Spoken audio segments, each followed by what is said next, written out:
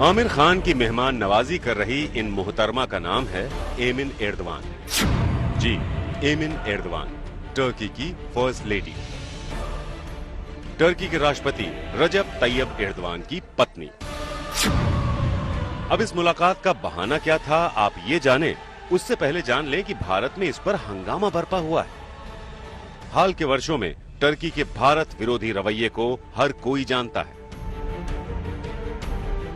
राष्ट्रपति रजब तैयब एर्दवान की कट्टरपंथी इस्लामिक सोच को भी दुनिया जानती है। बस इस पर ही पहले सोशल मीडिया पर घमासान हुआ, फिर राजनीतिक बयानों की झड़ी लग गई। हिंदूवादी संगठनों की ओर से सीधे हमले होने लगे। वीएचपी के आधिकारिक ट्विटर हैंडल से लिखा गया कि आजकल कुछ व्यक्तियों व अभिनेताओं का भारत विरोधियों से प्यार ज्यादा ही बढ़ने लगा है। टर्की की प्रथम महिला से मिलकर एक भारतीय अभिनेता का फूला नहीं समाना बहुत कुछ इंगित करता है। बात सिर्फ वीएचपी जैसे संगठनों की ही नहीं, बल्कि लोक गायिका मालिनी अवस्थी ने भी लिखा। आमिर खान बहुत बुद्धिमान हैं। उन्होंने इजरायली प्रधानमंत्री नेतन्याहू से ना मिलकर एक संदेश दिया और टर्की की फर्स्ट लेडी एमिन एर्दवान से मिलकर भी एक संदेश दिया। ठीक है, भारत अब आपको अच्छी तरह समझ गया है। इस साफगोई के लिए आपको धन्यवाद। बीजेपी सांसद सुब्रमण्यम स्वामी ने लिखा, तो आमिर खान को 3 खान सिपाहियों में रखना आज सच साबित हुआ। आजकल कुछ नेता अभिनेता अपने आर्थिक हित साधने के लिए राष्ट्रीय हितों को भी परवान चढ़ाने पर तुले हुए हैं। आखिरकार ये बताइए कि ये जो टर्की वही है ना जिसने धारा 370 का विरोध किया था, राम मंदिर का विरोध किया था, भारत के अंदरूनी मामलों में हस्तक्षेप करने की ये निरर्थक प्रयास किया था। क्या इनका आशीर्वाद ही बचाता तुम्हारे लिए? और जिस थाली में खाते हो उसमें छेद करने से बाज आओ। आपके सुधी दर्शक और फैन इस बात को अच्छी तरह समझ रहे हैं। टर्की के राष्ट्रपति की पत्नी से आमिर खान की मुलाकात पर हो रहे घमासान के बीच अब ये भी जान लें कि आमिर वहां गए क्यों हैं। आमिर अपनी फिल्म लाल सिंह चड्ढा की शूटिंग के सिलसिले में टर्की में है। बताया जा रहा है कि इस्तांबुल में राष्ट्रपति आवास हुबेर मैंशन में यह मुलाकात आमिर की ओर से भेजी गई दरख्वास्त पर हुई। मुलाकात में क्या बात हुई, इसका कोई आधिकारिक ब्यौरा तो नहीं है, लेकिन एमिन एर्दवान ने आमिर से अपनी मुलाकात की 3 तस्वीरें पोस्ट करते हुए ट्विटर पर लिखा, दुनिया के जाने माने भारतीय अभिनेता, फिल्मकार और निर्देशक आमिर खान इस्तांबुल में हैं। ये हमारे लिए बहुत खुशी की बात है। मुझे ये जानकर खुशी हुई कि आमिर खान ने अपनी नई फिल्म लाल सिंह चड्ढा की शूटिंग टर्की के तमाम हिस्सों में करने का फैसला किया है। अब सवाल उठता है कि शूटिंग के सिलसिले में एक सामान्य नागरिक की हैसियत में आमिर खान ने अगर किसी राष्ट्रपति की पत्नी से मुलाकात कर ली तो इससे फर्क क्या पड़ता है।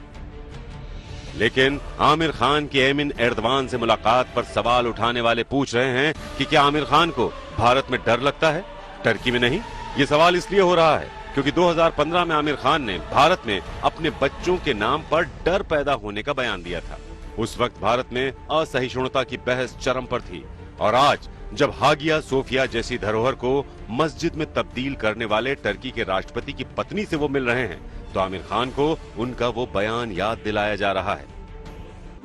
Do I agree with that? I also feel that there is a sense of insecurity, there is a sense of fear, there is a sense of more than there was earlier.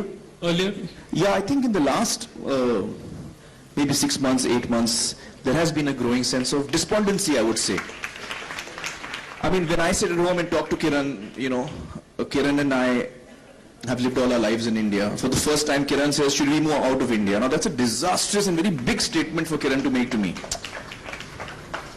She fears for her child, she fears for, you know, what the atmosphere around us will be.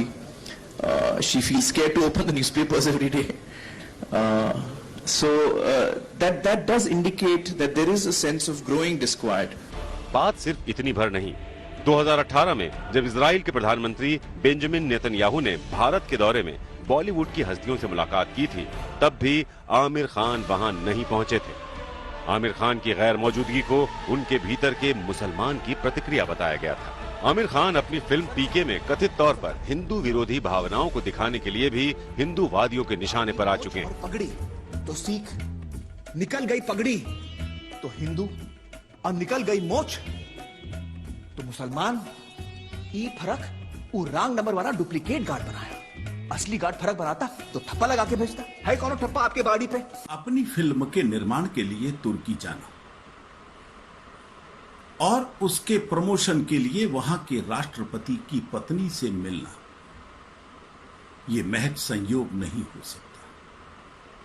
इसके लिए हमें आमिर खान और तुर्की दोनों की पृष्ठभूमि को समझना चाहिए। तुर्की वो देश है जिसने भारत के द्वारा धारा 370 हटाने के निर्णय का विरोध किया था, भारत के आंतरिक मामलों में दखल दिया था और पाकिस्तान के साथ खड़ा हो गया। और भारत का इतना अपमान, इसका कारण क्या है, यह आमिर खान को स्पष्ट करना चाहिए। आमिर खान ने 2017 में भी टर्की जाकर खुद राष्ट्रपति एर्दवान से मुलाकात की थी।